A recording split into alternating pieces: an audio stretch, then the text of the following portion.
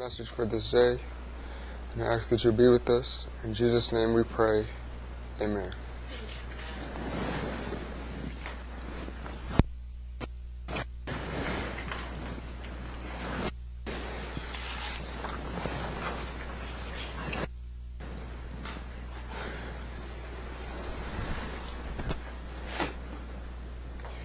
Okay, I have a question. Okay. Last week, we learned about the 1260, and the week before that we learned a little bit about the 2520. Now, last week we said that the 2520 was for who? For the children of Israel, right? And why did they receive the 2520? Okay, that also is because they weren't keeping the commandments, correct? Okay. They were what we call apostatizing. They were also compromising, vacillating, Now, the question is, does the Gentiles, we as Gentiles, was there ever when Gentiles had a 2520 as well? There was a time, right? Well, let's find out.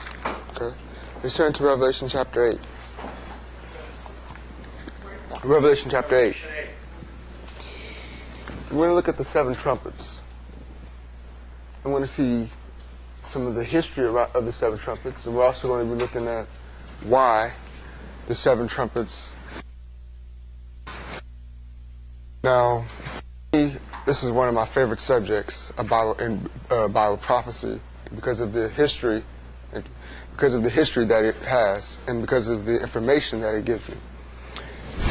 Revelation chapter 8.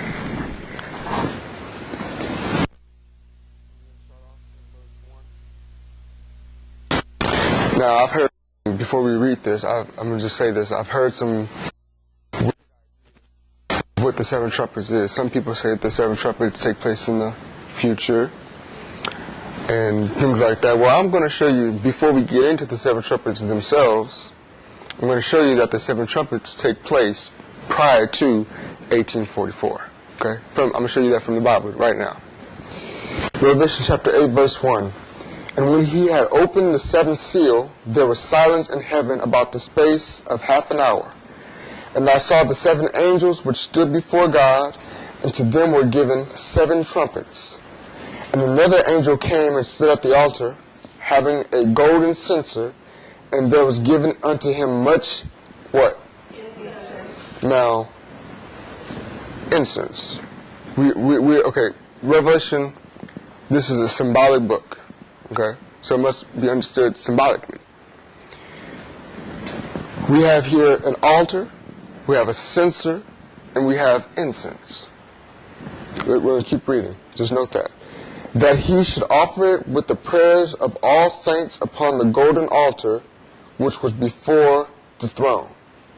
And the smoke of the incense which came with the prayers of the saints ascended up before God out of the angel's hand.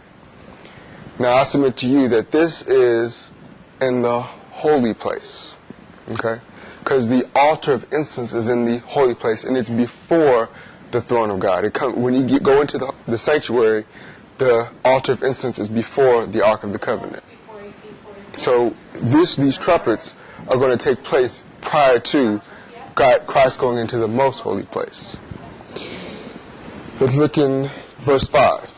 And the angel took the censer and filled it with fire of the altar and cast it into the earth. And there were voices and thunderings and lightnings and an earthquake. Now, verse 5 describes that these events that's about to take place is going to happen on earth. Okay? Verse 6. And the 7 angels which had the 7 trumpets prepared themselves to sound.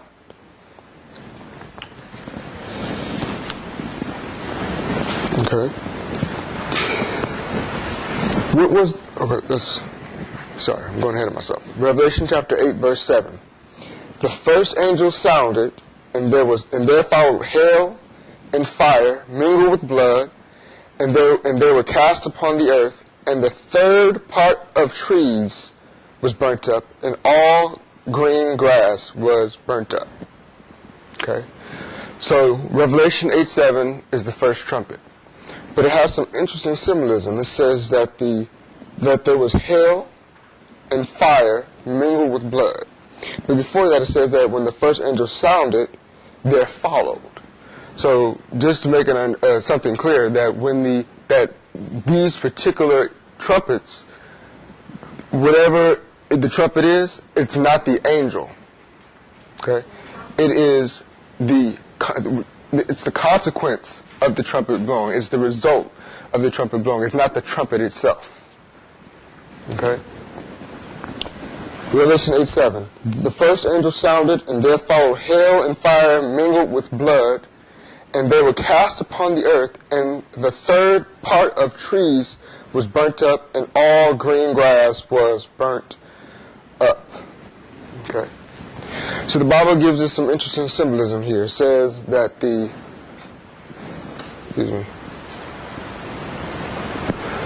first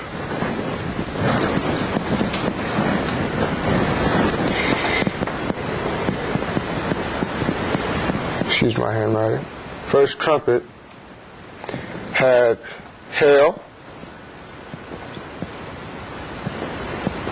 and fire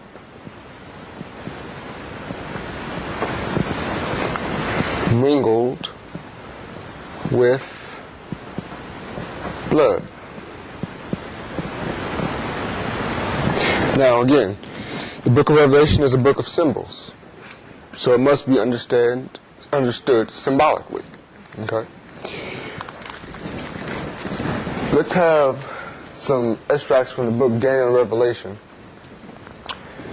It says, hail and fire were mingled with blood. Hail represents something that's what? Cold. Something that's cold. Hail represents the northern origin of... Okay, before we go, I'm going to let you know something. The first four trumpets, their result are four individuals. Okay? They're four individuals. Now, we said that the Gentiles have a 25-20. And we see that it says there's 7 trumpets. Okay? And the reason they receive these 7 trumpets is because they are apostatizing. Okay? They are compromising their faith.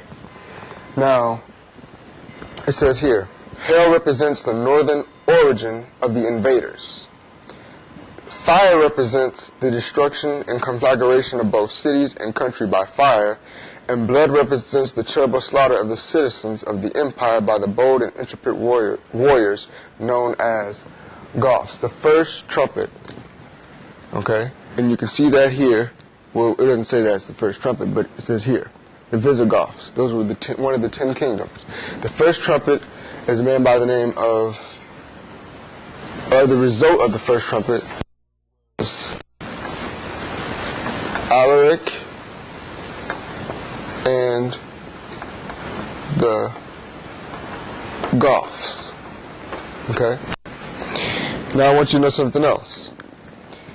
When the children of Israel went into captivity and their 25-20 began, was it a godly power that God used, or was it a non-godly power? Okay. Well, Alaric and the Goths they were Christians, okay, but they were a non-godly power still, because they had a false belief. It was their religion was Arianism. They believed in the teachings of Arius, and so God used this false system, these false worshipers, to as a punishment, as a chastisement to His people, the first ones. Okay. Now, let's go to Revelation 8, verse 7. We'll look at this again. The first angel sounded, and there followed hail. We saw that hail represents what? Cold. Something that's cold. It's the northern origin of the Goths. They were from Germany. It says, And fire represents what? It represents heat, but it also represents the way that they destroyed the third part. Okay, and it says the fire was mingled with blood. It's the slaughter that they gave. Okay, and they were cast upon the earth, and the third part of trees was burnt up, and all green grass was burnt up. Now, to understand what it means by the third trees, we have to look at just a little brief history. Now, we know that after Constantine died, he had 3 sons, okay? And after he died, he divided the kingdom equally between the 3. Well, he actually had 4 sons, 1 son died. But he had the remaining 3 sons divided the empire, okay? His first son held what is known, which the Eastern part. He put his residence, his royal residence was in Constantinople in the east, or modern-day Istanbul, and he held the eastern portion, okay? His second son, Constantine II, held what is known as the Illyrian provinces, which is modern-day, I think, like Hungary, Austria, and those type of areas. His last son, Constantius, held Italy, Africa, Spain, and those areas, okay? So that's where we get the term, that's where the Bible uses the part that this particular trumpet fell upon, okay? Revelation chapter 8, verse 8. And the second angel sounded, and as it were a great mountain burning sea. The first trumpet was upon the earth, but the second trumpet was upon the sea. Now, a sea represents what in Bible prophecy? It's a populated area, okay? And the second angel sounded, and as it were a great mountain burning with fire was cast into the sea, and the third part of the sea became blood. And the third part, verse 9, and the third part of the creatures which were in the sea and had life died, and the third part of the ships were destroyed. Now, again, we turn to Daniel Revelation for the pioneer view of what the second trumpet was, okay? The second trumpet, this took place, okay.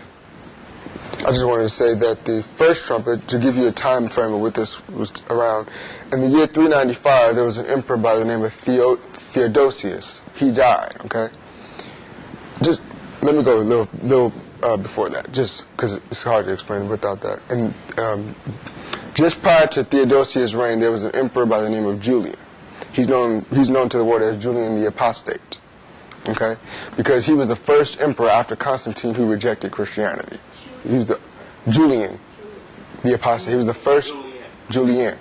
He was the first emperor and the last emperor that rejected Christianity, the one after Constantine. He was the only one who did that after Constantine made Christianity the official religion of the Roman Empire, okay? But in the year 395, just before 395, Theodosius took the throne, okay, in the east, and he was a Christian, and he put away all the pagan idols and all that stuff, and he revived Christianity back in the empire once again. But in the year 395, Theodosius died, and the empire was divided in two again between his 2 sons. But when he died in the year 395 is when Alaric first began to pour out his judgments from God that God had used him for on the eastern side of the empire. Okay? And the height of his career was from the year 395 to the year 410. And the second trumpet, it says, this is Revelation 8:9, verse 8, talks about a great mountain burning with fire. This represents the second trumpet. Just warming up. Second trumpet. Am I speaking loud enough? Second trumpet was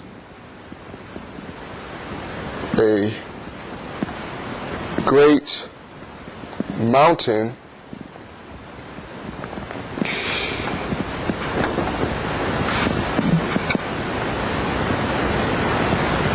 burning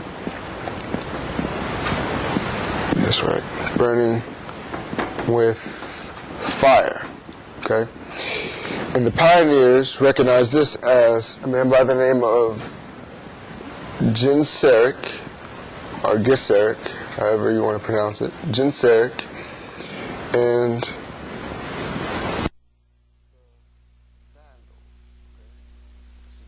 your name, because the work that he did, that God used him for, the term is still used. We call it vandalism.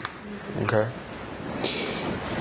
This is the pioneer's view of the second trumpet. It represents Genseric, whose conquests were for the most part naval, and his triumphs as it were a great mountain burning with fire.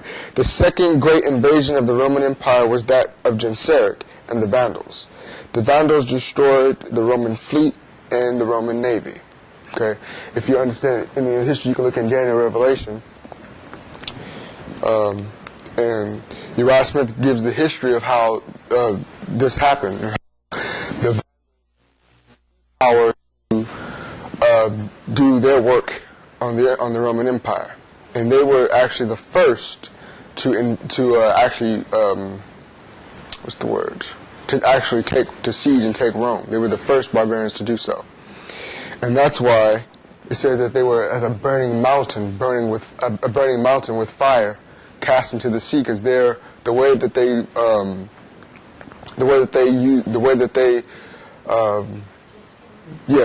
destroyed the Roman Empire, the way that they helped it conduce it to its fall, was through naval power, sea power.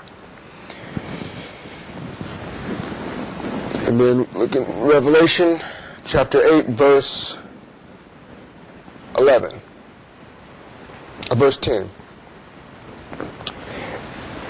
Revelation 8, verse 10. And the third angel sounded, and there fell a great star from heaven, burning as it were a lamp, and it fell upon the third part of the rivers and upon the fountains of waters. Now, if the first two trumpets represent particular individuals, then the third trumpet must represent a particular individual. Now, like the Vandals, the third trumpet is a very familiar term as well. The third trumpet, the pioneers believed this had allusion to, this was a burning,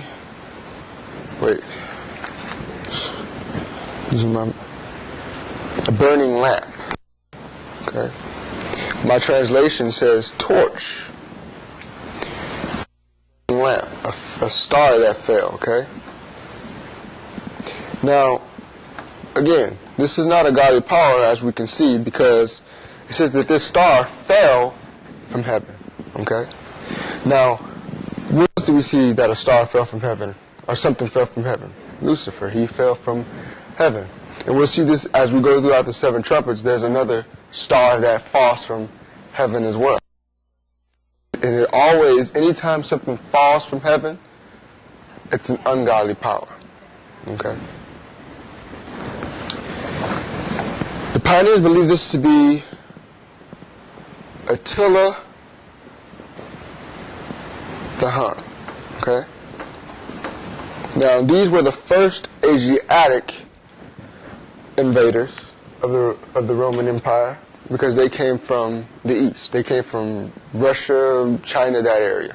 Okay? Revelation 8, 10, and 11. There fell a great star from heaven. Attila arrayed himself, this is history, okay? Attila arrayed himself in brilliant colors. Okay? Some say that he was even red. Stars fell upon the rivers and fountains of water. The star fell upon the rivers and fountains of water. The principal invasions of Attila was in Italy. Okay, his principal work took place in Italy, where most of the rivers and fountains were.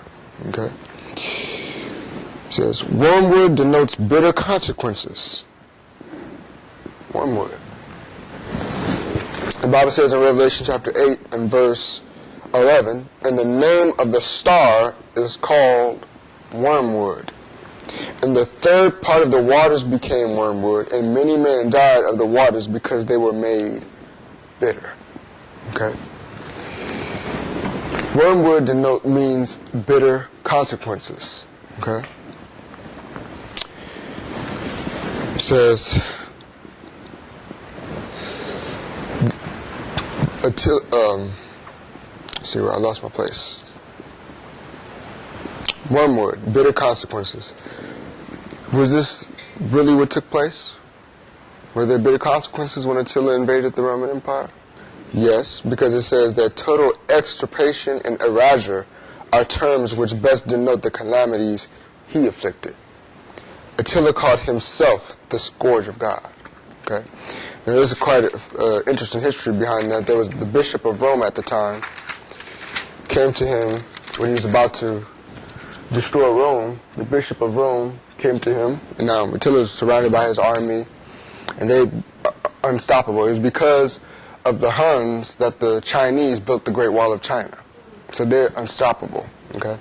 Well, the Bishop of Rome, they weren't called popes then, the Bishop of Rome came to Attila and said, Attila, thou art the scourge of God, but thus far shalt thou go and no further.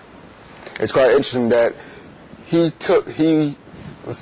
let the Bible prove that, okay? It says, and the name of the stars called wormwood, and the third part of the waters became wormwood, and many men died of the waters because they were made bitter. Now, let's go to verse 10. And the third angel sounded, and there fell a great star from heaven, burning as it were a lamp, and it fell upon the third part of the rivers and upon the fountains of waters. And the name of the star is called wormwood, and the third part of the waters became wormwood, and many men died of the waters because they were made bitter. Attila invaded Italy. He invaded the whole empire, of course, but especially Italy. And as I said before, the Bishop of Rome came to him and said, thou art the scourge of God, but thus far shalt thou go and no further. It's interesting that Attila did not go any further. Okay, he was within 100 miles of Rome and turned back. And it's quite interesting, too, that when he turned back, he got married. He just happened to get married at the time, and he died on his wedding night. Gone. God used him for a specific purpose, and that's all he was supposed to do. And no further. So was that cardinal or whatever it was he prophesying? Or No, he was not. He wasn't prophesying. He was the bishop. He was actually the same bishop that told Genseric, the second trumpet. He was the same bishop who told him, listen, you can take anything you want from Rome, but you cannot harm any Christians. God won't allow you. He was the same pope, and he was actually known as one of the best bishops of Rome. He wasn't the type of authoritarian type of bishops like the other ones were. And so God placed certain men in high positions for certain reasons as well. Okay. What about the fourth trumpet? If the first trumpet was Alaric and the Goths, the second trumpet was Genseric and the Vandals, and the third trumpet was Attila the Hun, what about the fourth trumpet? Does it have to represent a particular individual? It does. Revelation 8 verse 12. And the fourth angel sounded, and the third part of the sun was smitten, and the third part of the moon, and the third part of the stars, so as the third part of them was darkened, and the day shone not for a third part of it, and the night likewise. Now, again, Revelation is a book of symbols. Now, if these are individuals, we know that Alaric wasn't hail and fire mingled with blood. We know that Genseric wasn't a great mountain, literally. We know that Attila wasn't a burning lamp and a star that fell from heaven. So the fourth trumpet must have some type of allusion to it, right? The fourth trumpet, the pioneer view of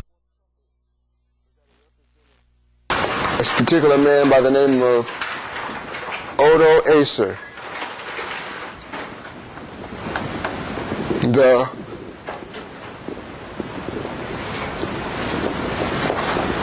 Herulian. Now, it's quite interesting that the Huns are no longer around, but the Goths are. They're not known as Goths, but they're around. The Vandals aren't around either. And the Herulians are not around either. Okay?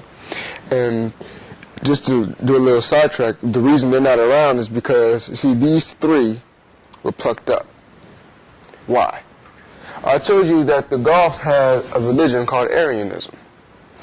And in order for the Bishop of Rome to have supreme authority like he needed to, these three had to be plucked up. Just like it said in Daniel.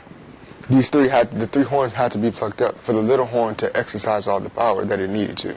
Okay?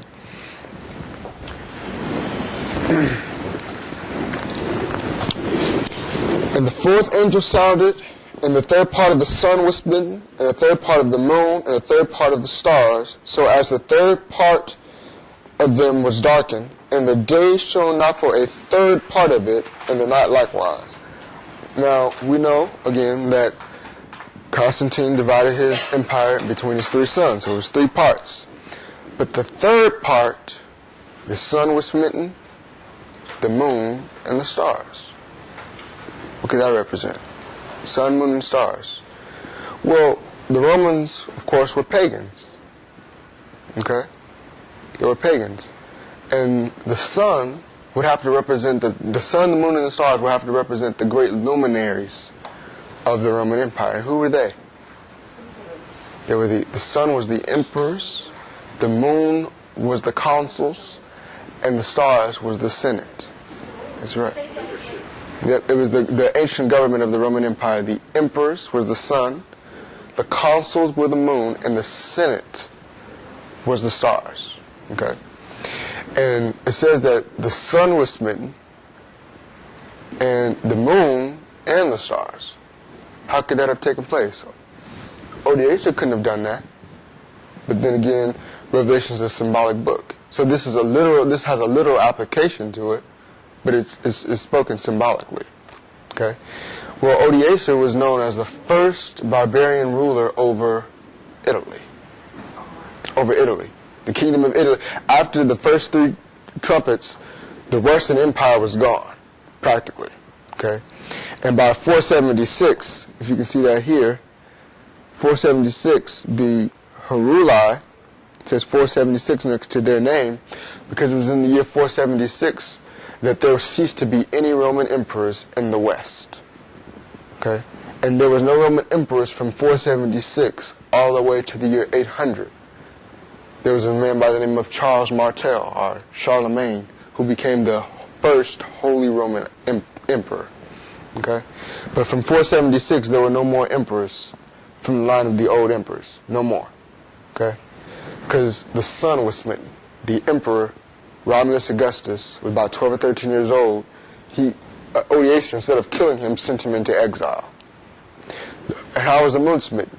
Well, if there's no emperor, then the rest of the government is gone. Okay? And the consuls, there was no need of a consul anymore because there's no Roman Empire in the West. So the consuls, they faded away. What about the Senate? Well, the Senate, they're not going to be the senators for a barbarian king. Okay? So they're gone. Odysseus doesn't need them. That's why they were smitten. Okay? Let's look in verse 13. Well, let's finish verse 12. It says, so as the third part of them was darkened, and the day shone not for a third part of it, and the night likewise. We said that the sun represented the emperors, the moon represented the consuls, and the stars represented the senators. Now, the Bible said that the third part of them did not shine. Why? Because they were not there anymore.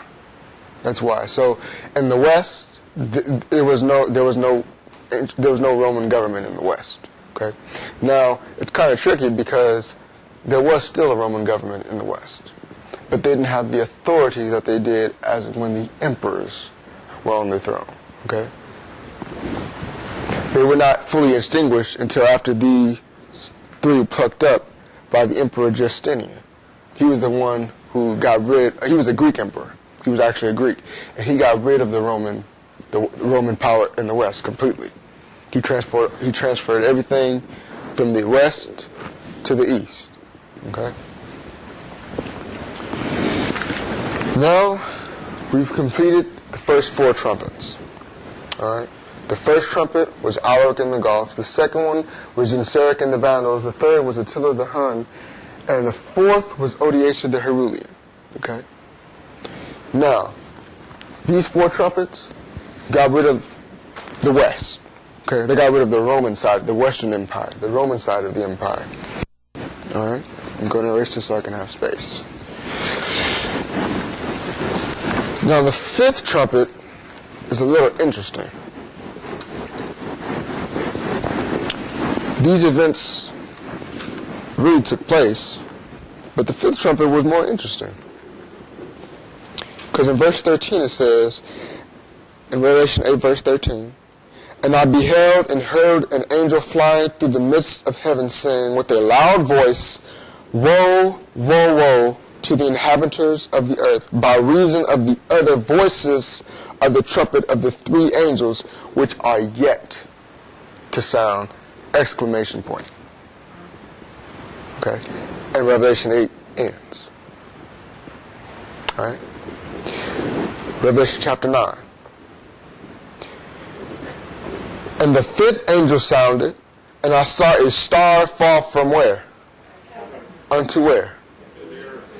And to him was given the key of the bottomless pit. And he opened the bottomless pit, and there arose a smoke out of the pit, as the smoke of a great furnace, and the sun and the air were darkened by reason of the smoke of the pit." The 5th trumpet also has a particular leader who arises. Okay? The 5th trumpet, the pioneer view of the 5th trumpet, represented is here, the year 606. Okay? And if we look at the year 606, the year 606 was the rise of Mohammedanism.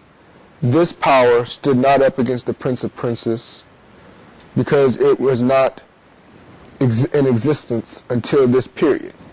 Okay? Now, this whole line here, it has Christ in the center because it's to prove that these different powers who rose up in these different times, they did not stand up against the Prince of Princes. It had to be pagan Rome who did it. Okay? Because we know that Christ was crucified in the time of pagan Rome. So, in the year 606, that's marked as the rise of Mohammedanism. Why? Well, historically, that's when Muhammad began to preach his doctrines, okay? And they're in written form today called the Quran. They're written form, those sermons, those messages that he was giving, they're in written form, they're the Quran, okay? So the pioneer view of the 5th trumpet was Muhammad, okay? Because what? He was a star that fell from heaven. He represents an ungodly power. But do the Islamics, do they believe in God? They do. The other 4 trumpets did too. But they still had false doctrines. Okay? Let's look at the 5th trumpet, the first woe. Okay? It's quite interesting that the Bible makes these last 3 trumpets woes. Okay? Now, there's a difference between the trumpet and the woe. Right? The trumpet, when the trumpet is blown, that represents the whole thing.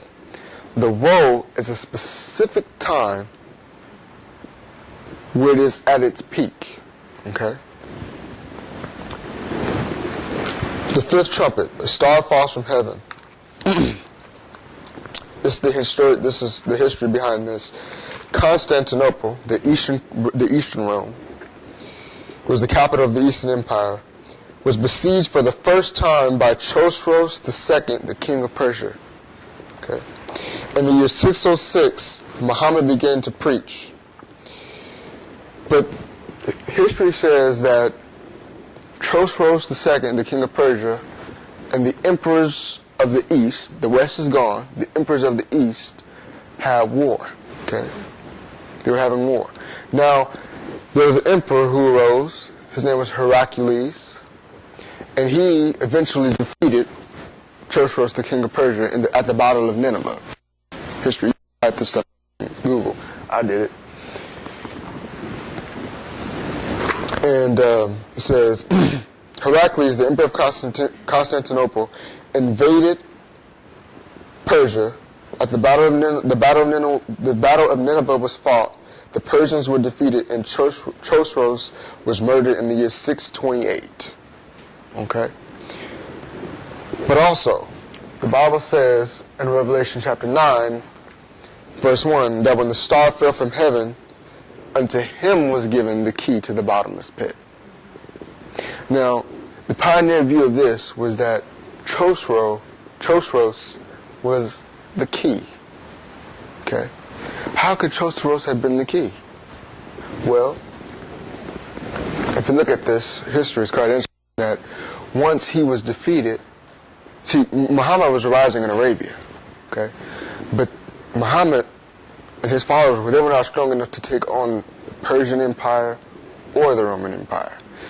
Both empires, though the Romans won, they were not strengthened by their conquest, okay? For the first time, they had all of Assyria under their control, for the first time after that one battle. But it did not help them, okay? Though they won, their men were, it was done, okay? And Chosroes was 28, but someone had to be the key. Something had to be the key. The pioneers believed that it was Chosroes, the king of Persia. Why? Because he died, when he was murdered, the Persian Empire was gone. It diluted. It wasn't strong as it was. That allowed the Arabians to rise and to be the scourge of the apostate church of Rome. Okay? That's why the Bible says that unto him, the star that fell, unto Muhammad was given the key. See, because once Chosroes was gone, Muhammad he didn't have to worry about either one, because the Persians would have checked him real quick and the Romans would have checked him real quick. So he had to wait until one of them were gone to start doing his own work. Okay?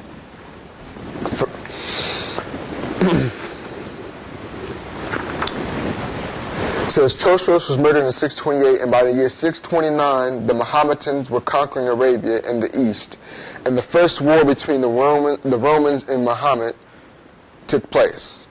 Chosroes was the key to the bottomless pit.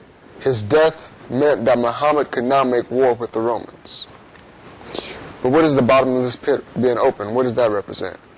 After the death of Chosroes, the false religion of Muhammad was set up, which although it was the scourge of apostasy, it filled the world with darkness and delusion, as seen in Revelation chapter 9, verse 2.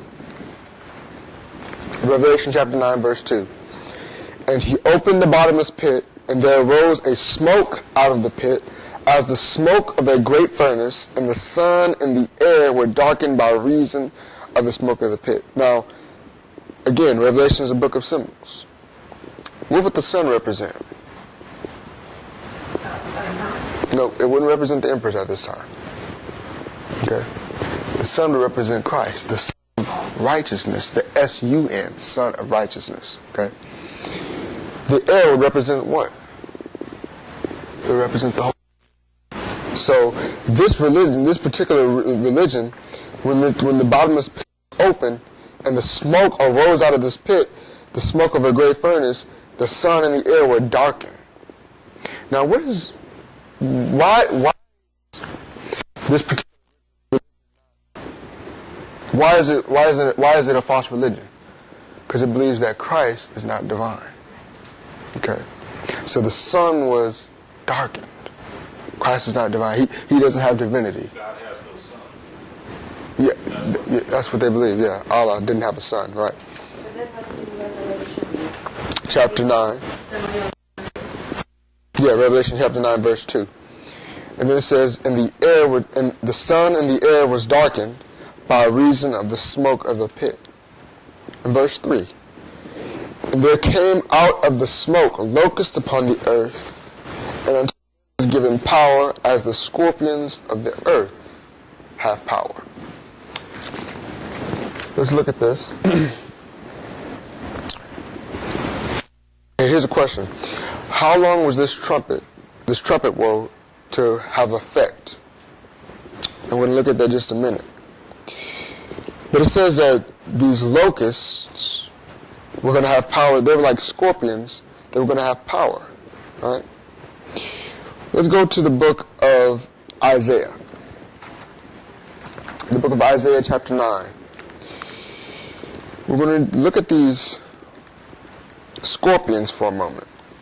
Okay? Isaiah chapter 9.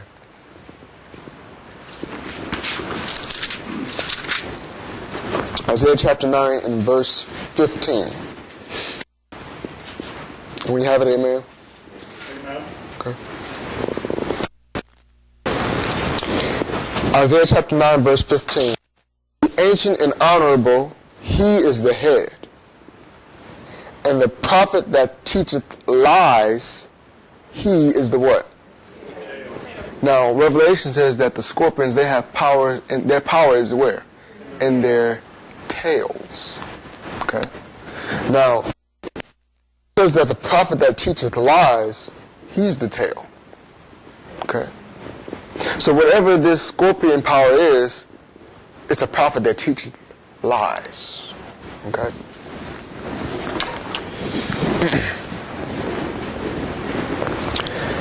Let's continue on in Revelation. We go back to Revelation chapter 9. So they're not worshiping the true God. Exactly. They call all of the true God. God made it on the law. And The true God has a son. Right. Revelation chapter 9. Look at my notes for a moment. Now, what about the locusts? The pioneer view of the locusts, we can find out in Joel chapter 2. Joel.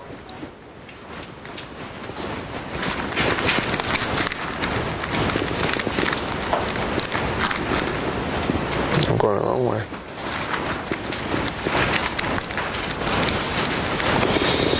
Such a small book, I always miss it.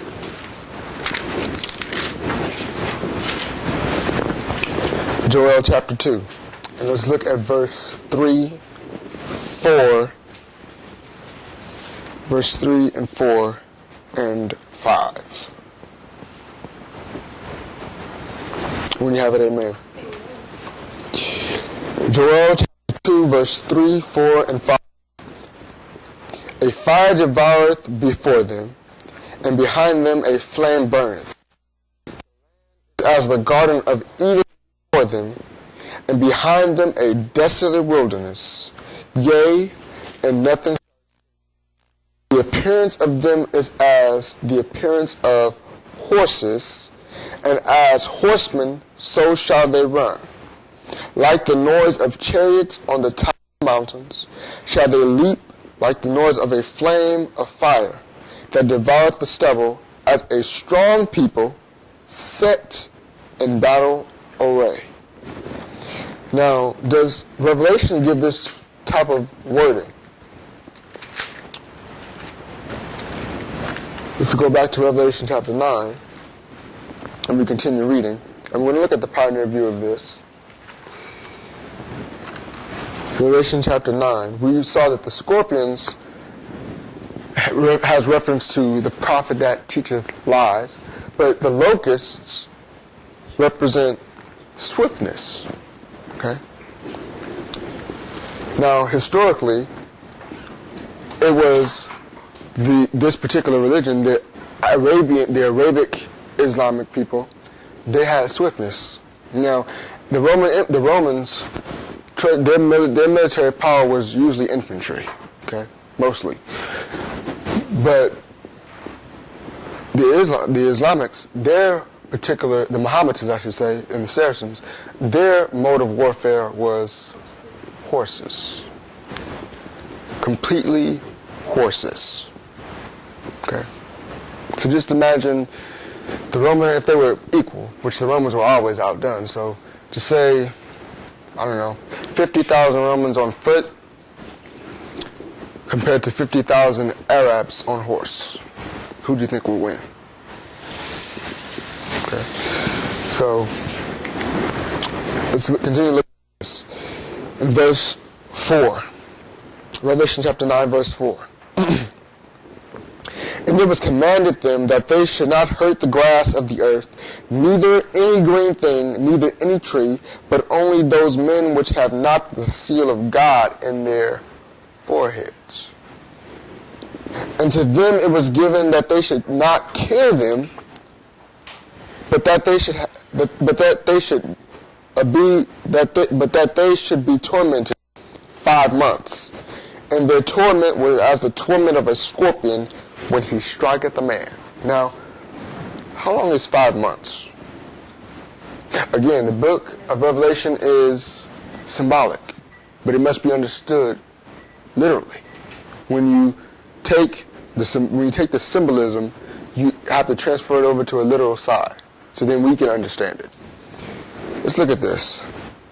We have 5 months. That's the time period they're going to not kill, but torment those who do not have the seal of God in their forehead, okay? 5 months. In a biblical month, in a prophetic month, how many days are in a month? 1 month, okay? 30. Times how many months? 5. And that would be 150. Excuse my handwriting, that's very sloppy. Total of 150 days, right? Yeah. But remember, a day equals a year. Okay? So this would be a total of 150 years. And that is not nice, but okay. Now, was there a literal time of 150 years that this woe would take place? Because remember, the trumpet started way in 606. But this particular woe has only a duration of 150 years. Let's look at the chart. See what the pioneers believed on this. This is the 1299. It has reference to Revelation chapter 9, verse 3 to verse 13. And there came out of the smoke locusts, and their power was to hurt man, how long? 5 months, 150 years, commencing 1299 and ending 1449. Okay? Now, the exact date when this took place was July 27th, 1299. Okay? The first woe began. The fifth trumpet began way here in 606. But the woe didn't begin until 1299. Okay? And it was 150 years from 1299 to 1449. Exactly. Okay? July 27th, this date, to July 27th, this date. All right?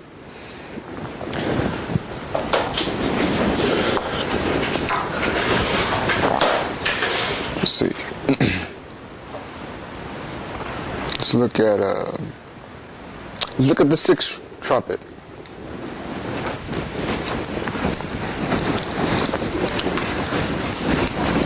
The sixth trumpet. Now, if this is the sixth trumpet, and the second woe. Okay.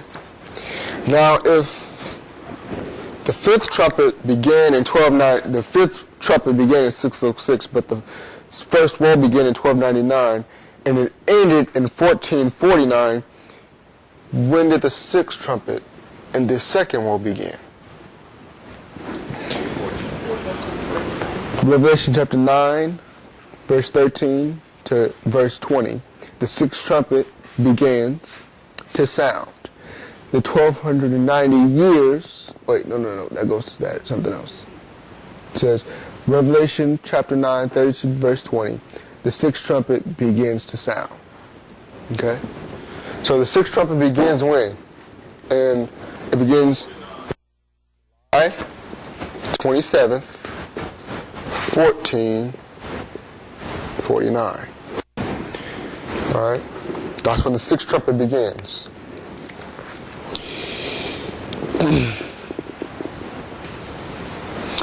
But before we continue to deal with the sixth trumpet, I don't like to skip verses.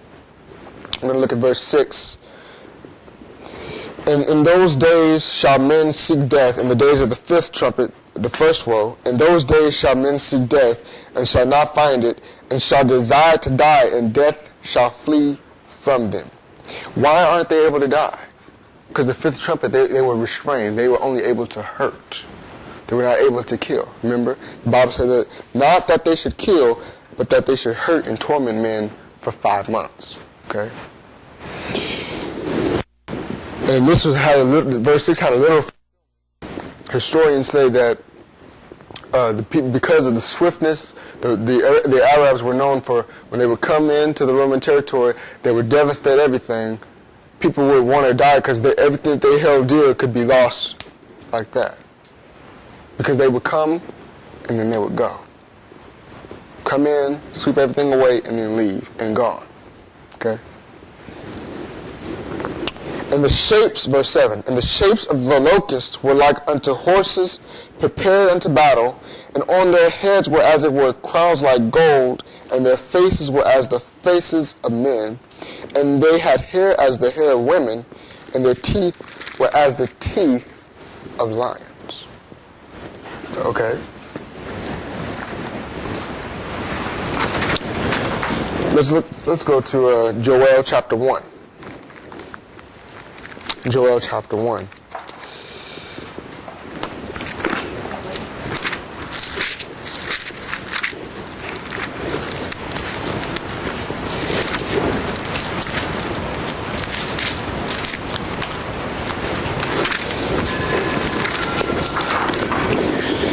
Said that these locusts, they look like horses prepared unto battle. Chapter 1.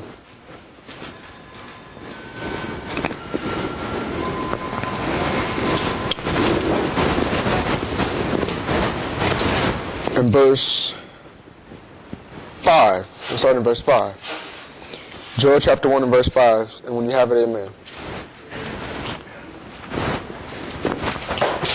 Awake, ye drunkards, and weep. And how are ye drinkers of wine? Because of the new wine, for it is cut off from your mouth. What does the new wine represent? Exactly. The latter rain. Yep. Verse 6. Strong and without number.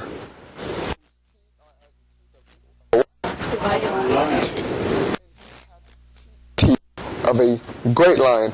He hath made my vine waste and barked my fig tree. He hath made it clean bare and cast it away. The branches thereof are made white.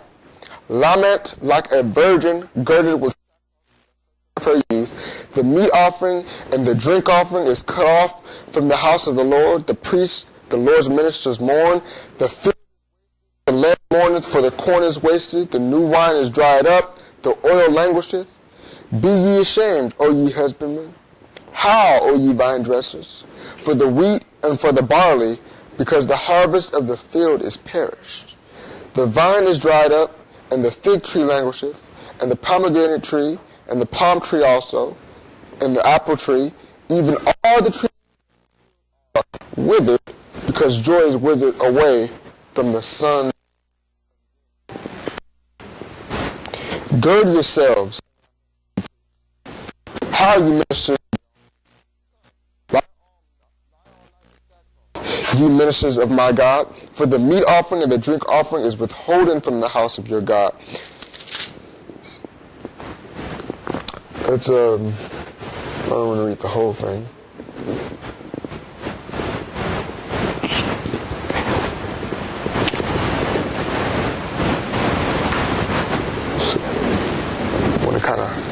go at that point for a moment.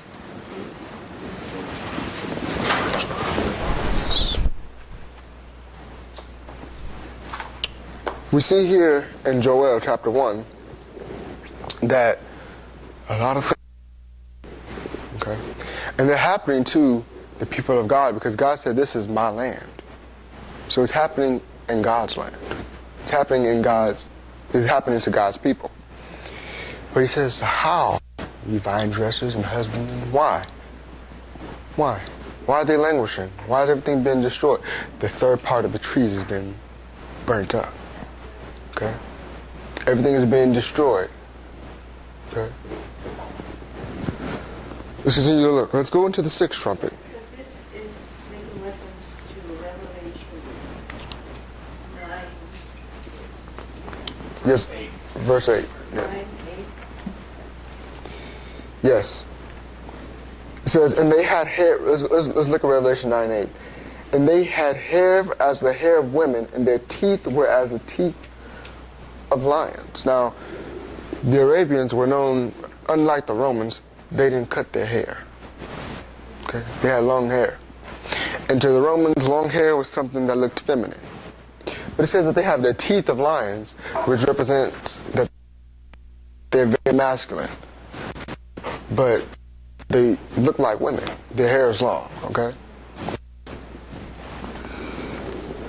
Let's look at the sixth trumpet now. And women represent truth. True. False church. Let's look at Revelation chapter 9. Let's look at the sixth trumpet. Revelation 9, verse 14. Let's start in verse 10. And they had tails like unto scorpions, and there were stings in their tails, and their power was to hurt man 5 months. In verse 11, and they had a king over them, which is the angel of the bottomless pit, whose name in the Hebrew tongue is Abaddon, but in the Greek tongue hath his name Apollyon. Now, the pioneers believed this was the name of Abu Bakr. Okay? Wait. I didn't write that right. Okay. Anyway, sometimes I can't see my writing. And they had a king over them. Verse 12. One woe is past, and behold, there come 2 woes more hereafter. Okay? So the 5th woe is gone. Verse 13. And the 6th angel sounded, and I heard a voice from the 4 horns of the golden altar, which is before God, saying to the 6th angel, which hath the trumpet, loose the 4 angels which are bound in the great river Euphrates. Let's look at that. Who are the 4 angels? We're going to find out. Okay? An angel is a minister. It's a messenger, okay? Now, angels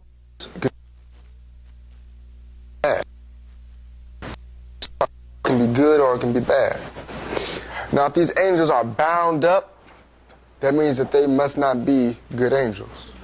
Okay? And they're bound up in the Euphrates, and the Euphrates is in what land?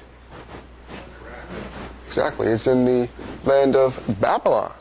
So this must not be these good angels, right? But the pioneers believed that the 4 angels represent the 4 sultanates which were in Aleppo, Iconium, Damascus, and Baghdad. These were cities. And I believe all of these cities, except for maybe 1 or 2, are still there. I know Aleppo is still there, and I know Baghdad is still there. I'm not sure about Damascus and Iconium. Damascus is still there, okay. So these cities are still there. Okay? The 4 sultanates, yep. The sultans, they were the head of the religious and political side. They were I guess you could say the emperors of the Muslims, okay? It says, they were in the land of the Euphrates. All right, so they're bound up in, now all these cities, they're in the Middle East. These territories are watered by the Euphrates. Okay, so they're bound up there. Their power. Remember, they had the fifth trumpet, and the fifth trumpet. The first woe was they were only able to hurt men for 5 months. Okay, they were not able to kill. They were restrained. They were only able to hurt. So they were bound after the fifth trumpet was ended. They were bound, but the sixth trumpet begins just as that fifth trumpet ends. Okay. It says in Revelation chapter 9, verse 15, and the 4 angels were loosed, which were prepared for an hour, a day, a month, and a year, for to what? Hurt? For to slay the third part of men. So now we have a transition in their work. Okay. First, they're only able to hurt. Now here in the second woe, the sixth trumpet, they're able to kill. And how long are they going to do this? For an hour,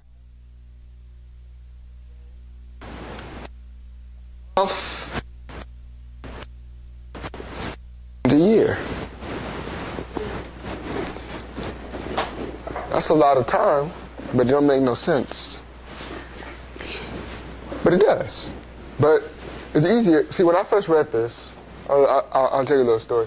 The first time I read this, when I was studying this, about 3 or 4 years ago, I didn't understand this. And that's probably because I didn't understand the value of time. But it's also, I recognize that it's easier to work from the back and go to the front. Okay. I guess so. I didn't know they did it that way, but I just know that it works. It works better that way. Year. How long is a year?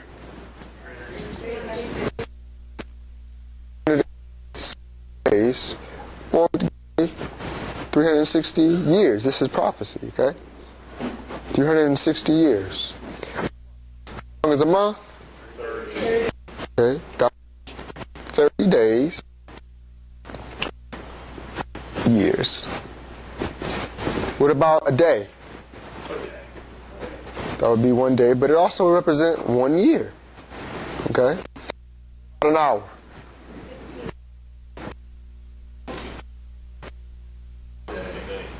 24th of a day, and a day equals 1 year, so it's the 24th part of a whole year. That's 15 days. Okay? Divided by 24. Yeah.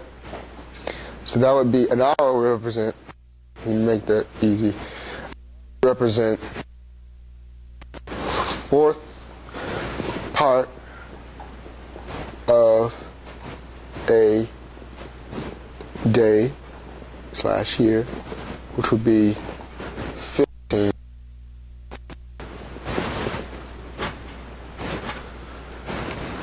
15 days. Now, when I first broke that down, when I first understood this, I told you I did it this way. That made a lot of sense. Okay? But how, we remember, it says that the 4 angels were loosed. They were prepared for an hour, a day, a month, and a year for to slay the third part of men. So whatever they're going to do in this second woe is going to have to take place within this time. Okay? How long is that time? Well, if you add the 360 years to 30 years, that gives you 390 years. You add the 1 day, which would be 391 years. Okay? And then you add plus the 15 days, that would equal 391 years and 15 days. Right?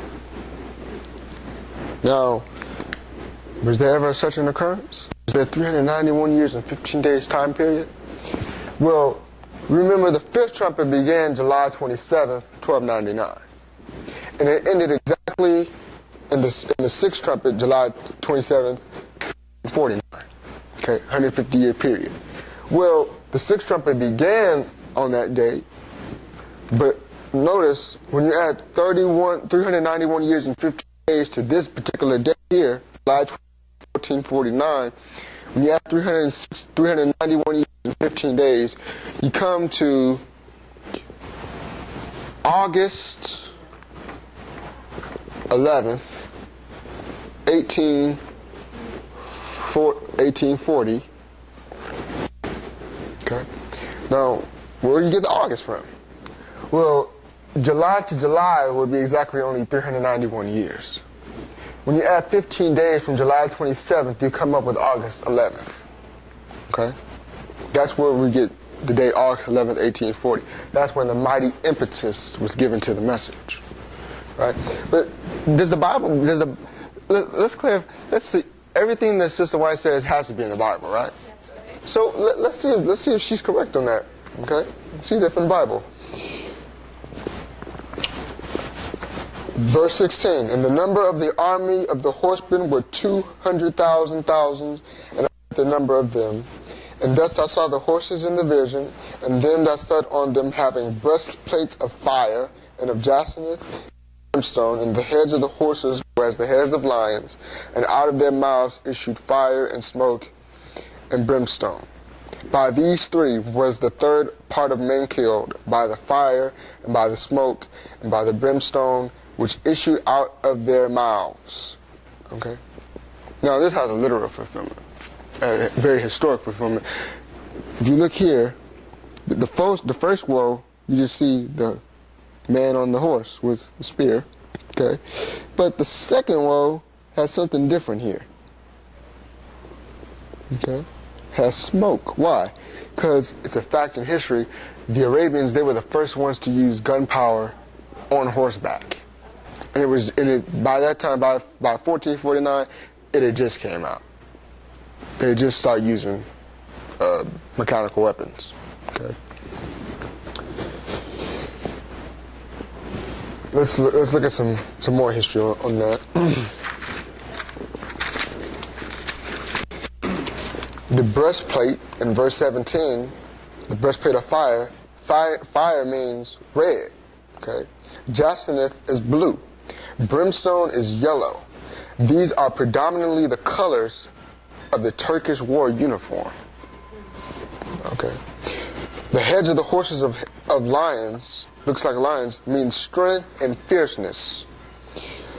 Out of their mouths issued fire, smoke, and brimstone. The Turks were the first to use firearms on horseback. It would appear to the distant beholder that the fire, smoke, and brimstone issued from the mouths of the horses. So when they're on fire back, and even you can see that here. See that? He has a firearm there, but it looks like it comes from the horse's mouth. All right? Let's look at Revelation. Now, that concludes the sixth trumpet. Right? No, it doesn't. Let's go to Revelation chapter 10. Well, before we... Yeah, it concludes the second woe. Before we go to Revelation chapter 10, let's look at verse 19. For their power is in their mouth and in their tails. For their tails were like unto serpents.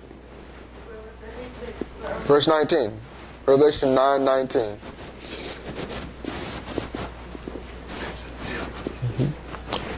Revelation 9, chapter 9, verse 19.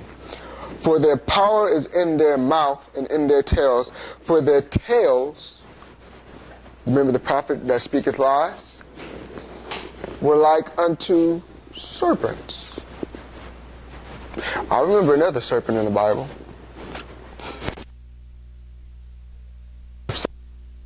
And speak a lie. Okay. It's a satanic power. Okay. The tails, it's a serpent.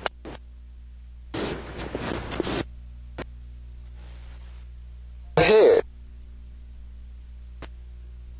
hurt. Verse 20. The rest of the men were not killed by these plagues, yet repented not of the works of their hands, that they should not worship devils, and idols of gold and silver and brass and stone and of wood, which neither can see nor hear nor walk. Picture they of their murders, nor of their sorceries, nor of their fornication, nor of their thefts. This sounds like a system to me. Matter of fact, more sounds like a church in apostasy. Okay? Because remember, it says the rest of the men. It was 2 weeks ago, my dad did a study on comparing Revelation 8 and 9, the 7 trumpets, to the 7 last plagues. I don't know if any of you were here with that. He compared the 7 last trumpets to the 7 last plagues and showed how the sun was affected in one plague and this was affected in another plague, and that was really nice. I never saw it that way. We see here, it says that the rest of the men that were not killed by these plagues. So these trumpets, they were plagues. Okay? Yet they repented not of their that they should not worship devils, idols of gold and silver and brass and stone and of wood, which neither nor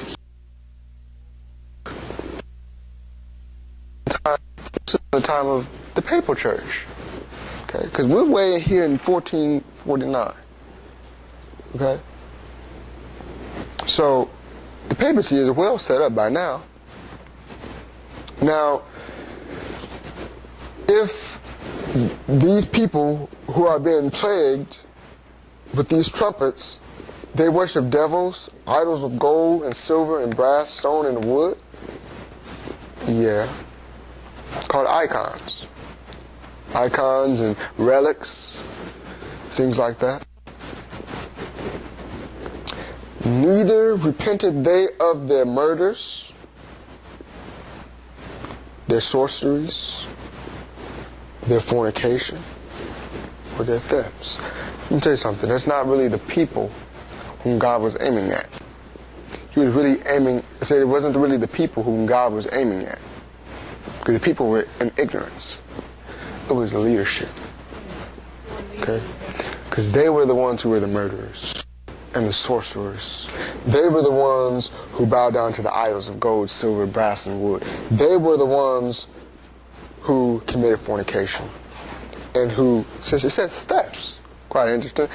Anybody ever heard of indulgences? So if I said, you know, if you paid me $50, your mother, she was going to go to heaven, would you believe me? No. No.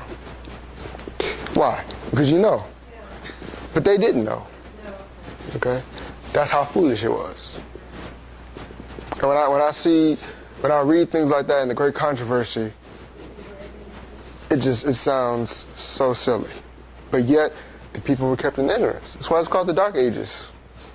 For more than 1,200 years, Sister White says in Great Controversy that for more than 1,200 years, Europe made no progress in learning. None. Could you imagine living in our world today, in the 2000s, the 21st century, and nobody comes out with nothing new? That's impossible. Because every year there's some type of new technology out. But even Okay. think of it in our light of the Yeah. scriptures. True. Yeah. Just since then. You know, I looked in my Bible, you know, and the King James Version has a big thing to King James, but it also says that the Thomas Nelson Company, 1798, since 1798. So when that power fell, the Bible started being printed. Okay? Of course, we know it was way back in 1611, but it was widely distributed until that date. Quite interesting. Let's continue on. Now, the sixth trumpet ended here, but the woe did not. Okay? Because just like in the fifth trumpet, the first... Huh? Okay. The trumpet didn't end, but the woe ended. Okay, thank you. And it's just like in the fifth trumpet, we notice that the woe didn't begin to 1299, but the trumpet began way in 606. Okay? But in verse 9, in chapter 9, it doesn't, after the sixth trumpet, after it gives you the sixth trumpet, it doesn't go on to say the seventh. So I said, because every time I heard a sermon on the seven trumpets, there's always Revelation 9, Revelation 8 and 9. So I looked, and I noticed that it wasn't there just last night, really. I noticed that it wasn't there. I said, well, I remember. The Bible was not written with verses and chapters. So I'll go to Revelation chapter 10. Okay? And I saw another mighty angel come down from heaven, clothed with a cloud, and a rainbow was upon his head, and his face as it were the sun, and his feet as pillars of fire. He had in his hand a little book open, okay, and he set his right foot upon the earth, and his left foot upon, he set his right foot upon the sea, and his left foot upon the earth. And he cried with a loud voice, as when a lion roareth, and when he had cried, 7 thunders uttered their voices. And when the 7 thunders had uttered their voices, I was about to write, and I heard a voice from heaven saying unto me, seal up those things which the 7 thunders uttered, and write them not. Why? We know from inspiration from Sister White that the 7 thunders, that's the experience of the Millerites. Right? And in our own experience as well, but it was first in their experience. Now, by this date here, and throughout the 391 years, was that their experience? No, because it didn't start till when? 1840. Now, here August 11, 1840, when the mighty impetus was given to the message and people started recognizing, hey, listen, their day for a year principle is correct, they started believing the 2520. They started believing the 2300 day, the 2300, where's the 2300 days? It's on the other one. Started believing the 2300, excuse me, put this down. Where? I didn't see it. I did not see it. Where? Oh, okay, there it is. The 2300 days. So they started believing the 2520, 2300 days. They started believing. They knew all of this to be correct, because historians, the best historians of the age, said that these are perfectly correct dates. Okay. They started believing in 1335 and the 1290, and people started coming out of the churches, false churches. Okay. So, if they start believing this message around this time, that means that the 7 thunders that were uttered, when God said to tell John to seal them up, that means that they were opened. Okay? Then this history started being fulfilled. Let's continue to look. Go ahead. Also, the 1840, 1844, that was a historical. Yep. Chapter 2, that was the latter rain. That's why I said I was going. That's why I skipped the rest of Joel chapter 2, because I was going to bring that back. Revelation chapter 10. In Revelation chapter 10, verse 5. And the angel which I saw stand upon the sea and upon the earth lifted up his hand to heaven, and swore by him that liveth forever and ever, who created heaven and the things that therein are, and the earth, and the things that therein are, and the sea, and the things which are therein, that there should be what? Time no longer. Now, what do you mean by time no longer? Because, you see, when the 391 years and 15 days ended, and the 7 thunders were going to be fulfilled by 1844, there's no more time prophecy after that. Okay? So the Bible is 100% accurate. All right? But in the days of the voice of the 7th angel, who's the 7th angel? When he shall begin to sound. So this is the same angel with the other 6. When the 7th angel, see, there's the 7 angels, then there's the mighty angel. Okay, the mighty angel, he's not a part of the 7. He's on his own. This 7th angel, this is the 7th one who goes with the rest of the other 6 and 8 and 9. It says, but in the days of the voice of the 7th angel, when he shall begin to sound, the mystery of God should be finished, as he hath declared to his servants, the prophets. My translation for mystery of God says secret plan. My translation says secret plan. So what is the mystery of God? It's a plan of redemption. So in the days of the voice of the seventh angel, when he shall begin to sound, the mystery of God shall be finished. Now, Revelation 10:7 gives us an interesting time period, because it says that in the seventh angel, the mystery of God will be finished. So we will recognize salvation. How? They understood the 2300 days.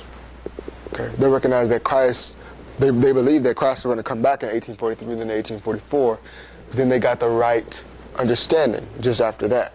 Okay, remember Hiram Edson, the sanctuary message? That's what the Bible was talking about. Okay? So in the seventh angel, during the time of the seventh trumpet, the mystery of God would be finished. How? Because by 1844, the sixth, let me get this right. I don't want to say this. I don't want to mix it up again. The sixth woe, the second woe ended in 1844. Because it continued 1840, yeah. So by 1844, when the 2300 days was completed, the seventh trumpet began. Okay? Does that mean the third woe has begun now? I don't think so. Says they don't start and finish at the same time. Like in the fifth trumpet, the fifth trumpet began in 606, but the woe didn't begin until 1299. So it was sometimes they're the only ones that have different time sets in them. Yeah. But remember, the Bible said that time was no longer, so we can't put a time on when that begins, because there's no more time after 1844. Okay. Verse 8. And the voice which I heard from heaven spake unto me again, and said, Go and take the little book which is open in the hand of the angel, which standeth upon the sea and upon the earth. And I went unto the angel and said unto him, Give me the little book. And he said unto me, Take it and eat it up, and it shall make thy belly bitter, but it shall be in thy mouth sweet as honey. And I took the little book out of the angel's hand. It's not the seventh angel, it's the mighty angel. And ate it up, and it was in the mouth, and it was in my mouth sweet as honey. And as soon as I had eaten it, and my belly was bitter. And he said unto me, Thou must what? Prophesy again before many peoples, nations, tongues, and kings. When the 44, at the end, when the mystery of God was finished, okay? When it was understood, when the 2300 days was understood, and the 20 had been completed, okay? When these two prophecies, this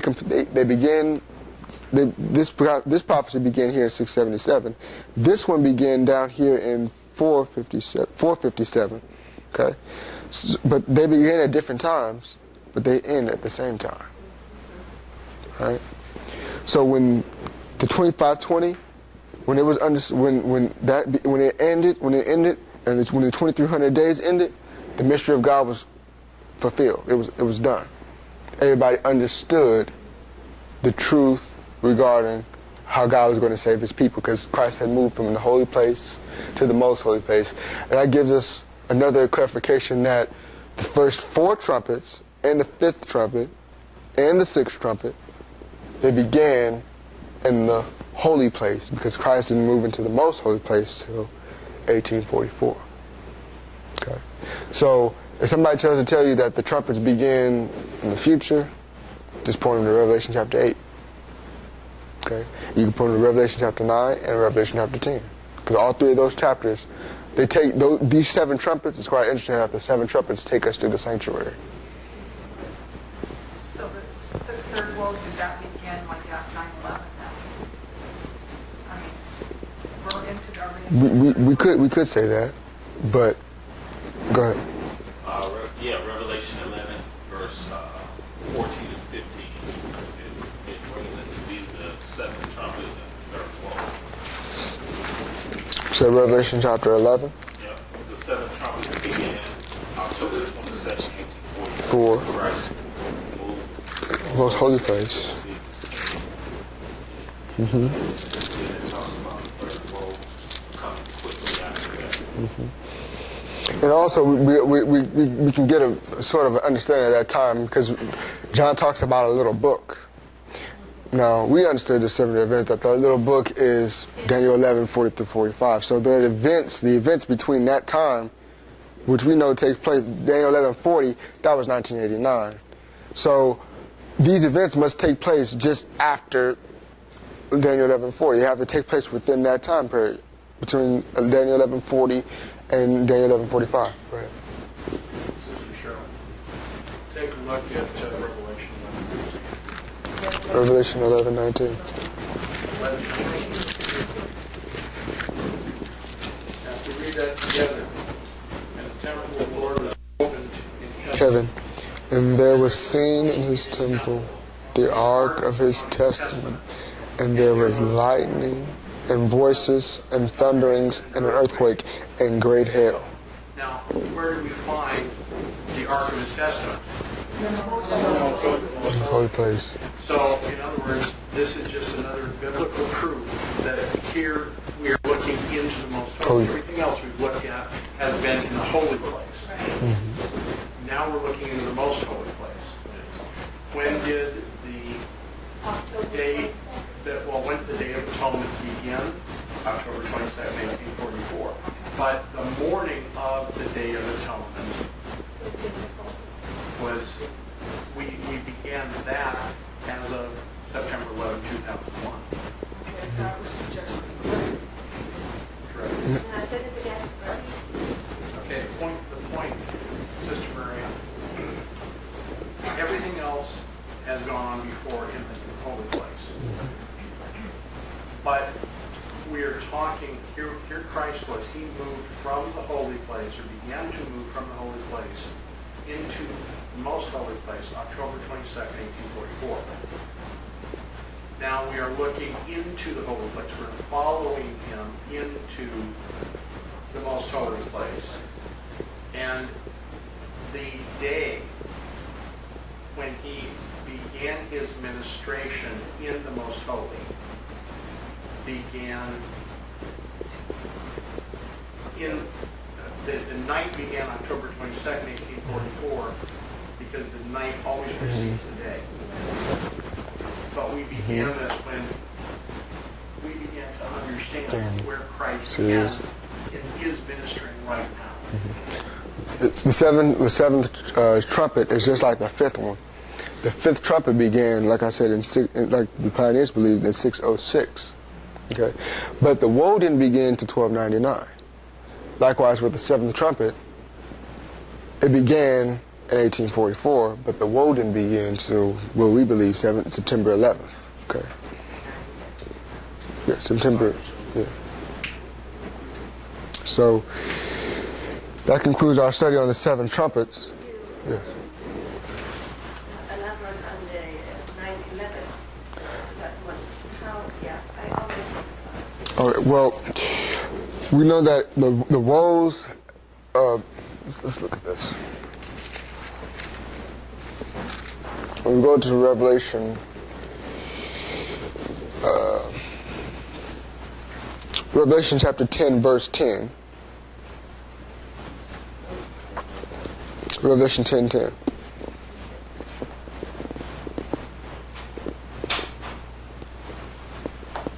You there?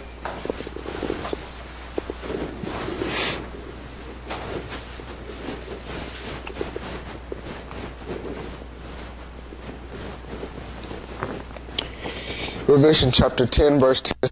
And I took the little book out of the angel's hand, up my mouth sweet as honey, and as soon as I had eaten it, my belly was bitter. And he said unto me, Thou must prophesy again before many peoples, nations, and tongues, and kings. Now, when John took the little book out of the angel's hand, it was symbolizing that Daniel 11, 40 through 45 was going to begin to take place. Okay, he was beginning to understand that history. And Daniel 11, 40 we recognize, we can go there for just a moment. Daniel chapter 11, verse 40.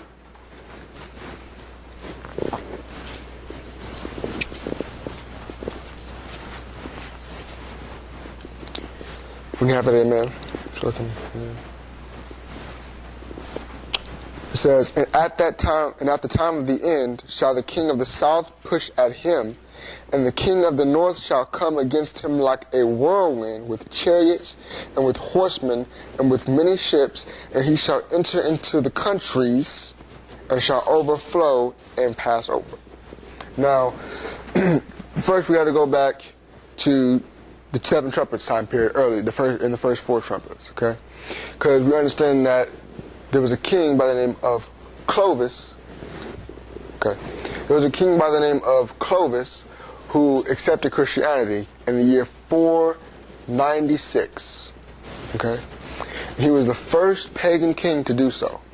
Okay, and the Frankish kingdom was a part of the 10 kingdoms. Okay, and he was the first pagan king to do so. Clovis was.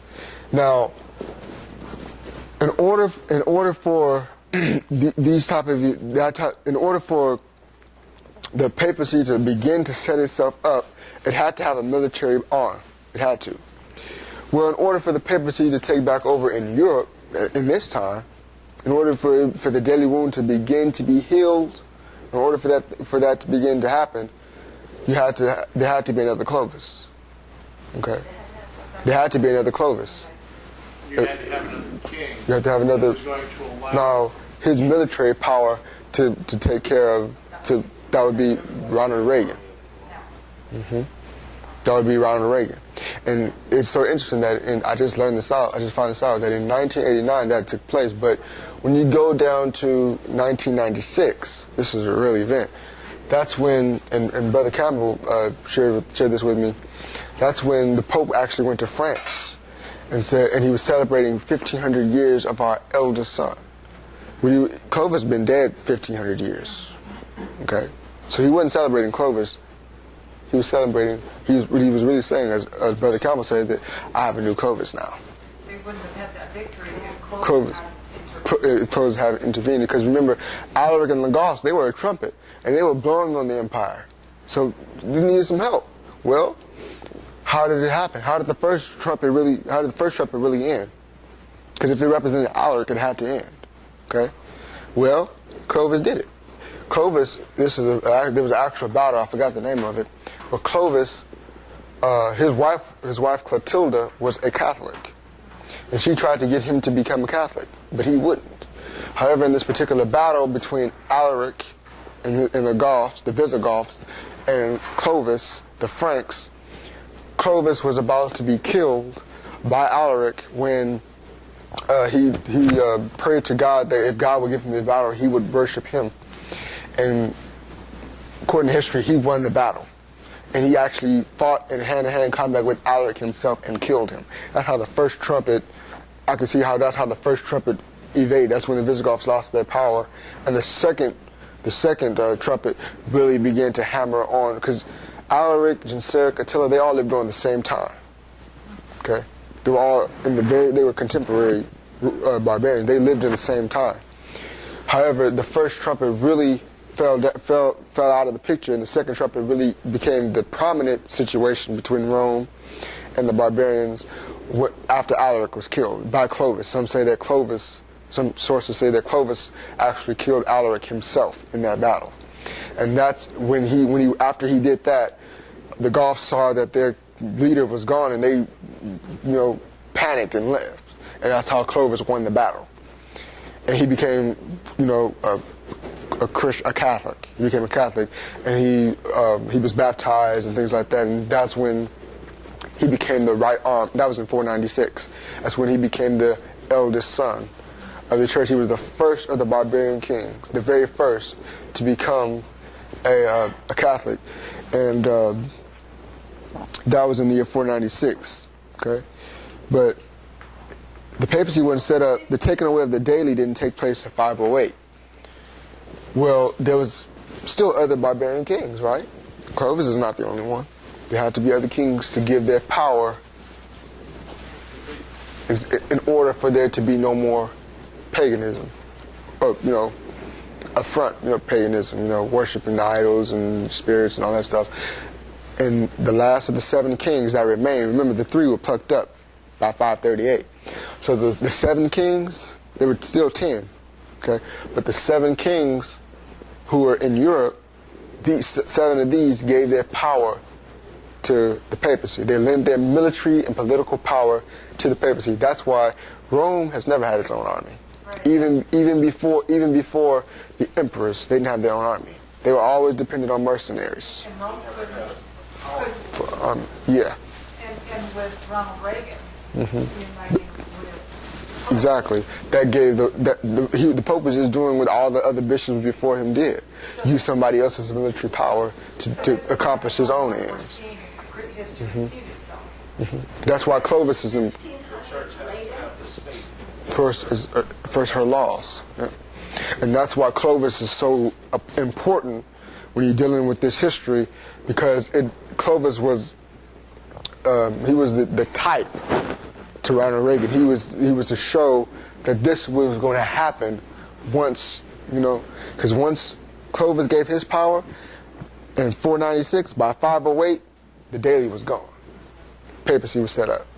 Okay, that's just to show you how quick that's going to take place. How many years was that? 46? 496 to 508. Let's see, 96 to 500 was 4 years. So it was a period of 12 years. Okay, between that time. So 1500 years later. 1,500 years later, in 1996, the Pope went to France and said that he was celebrating 1,500 years of the church's eldest son. He wasn't celebrating Clovis. Clovis was dead for 1,500 years. He was celebrating. He was saying, "I have another. There's another Ronald Reagan. There's another Clovis now, Ronald Reagan," because he did exactly what Clovis did. Who? Then other Clovis used Ronald Reagan. Oh, was it? So he was then like a second Clovis. Yeah, he was the anti-type Clovis. I think I might have even read that article in the Time magazine years ago. Mm-hmm. I got it. Yep. Pope went down to France. Yep. and called him the second son. Bunch of famous. And then remember in Daniel 11:40. And then you also remember in Daniel 11:40, it said that he was going to pass over into the king of the north, the papacy was going to pass over into many countries. The USSR comprised many countries. Okay, the word countries here is not added. It's there. It was really there. The king of the north was going to go into the king of the south, representing Russia, atheistic Russia, communist Russia, which is atheism. Because if you remember, back in, I forgot what the years, the 1700s, when the French, what's the year? The French Revolution. They got rid of, they got us a reason, I forgot what that year was. No, it was the 1700s. It was the 1700s, the French Revolution. 1774, because it happened before we got our Declaration of Independence. So, in the 1700s, late 1700s, the French had the French Revolution took place, and they got rid of, Catholicism, and then by 1798, our religion, and by the year 1798, the Pope was taken captive and received the deadly wound. Rome. It was the boast of Rome that Rome never forgets. Okay, they never forget. They could wait for years and years and still never forget. Rome, true to its own colors, never forgot. So it had to get rid of atheism. Okay, and how was it going to do it? It's going to use Ronald Reagan. Communism is just another word for atheism. So he had to get rid of atheism. Okay, he had to get rid of communism. And how did he do it? He used Ronald Reagan. And so that's how we have to bring, okay, sorry, so just I finished answering her question. When you come to September 11, 2001, and how that represents when the third woe began, because Islam has to always check. God restrains them, like he did after in August 11th, he restrained them. But he always lets them out to stop things when they need to be. So that was a fulfillment of God's keeping he restrained. Yeah, he restrained both Rome. Yeah, he restrained Rome using straits from passing the Sunday law. That's what was given to take. You mean, at that time? The United States has two powers, economic and Military power. What two powers were hit on 9/11? Both. Military power and the economic. Pentagon and the World Trade Centers. Those were the powers that they were getting ready to use against us for this national Sunday. To make the And God looked upon his people and he saw we were not ready. Now, how do you know that people are ready for Sunday?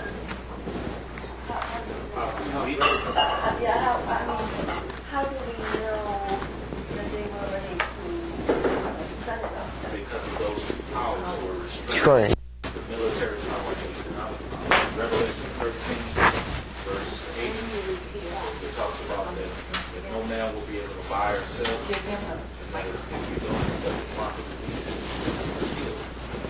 It means that the United States, they're going to use their military power to kill, and they're going to use their economic power to stop God's people from buying and selling. And also, if you look in ancient history, if you go back into the BCs, in the time of Julius Caesar, there was known as the triumvirate. Okay? In the time of Julius Caesar created the first triumvirate.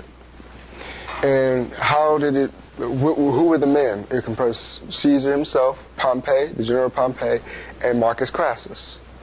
Crassus was the richest man in the Roman world. Okay? Some say he was a billionaire. Pompey was the greatest military general of Rome at that time. And Caesar was Pontifex Maximus. Caesar didn't have the power that either Crassus or Pompey had, militarily or economically. He wasn't rich as Crassus. He wasn't militarily distinguished like Pompey was. So he used them to get his power. But we know that first Crassus was killed, so the economic hand for Caesar fell. Okay? And Pompey too was killed, so then the military power fell. It's quite interesting that the first building to be hit in the United States was the economic building.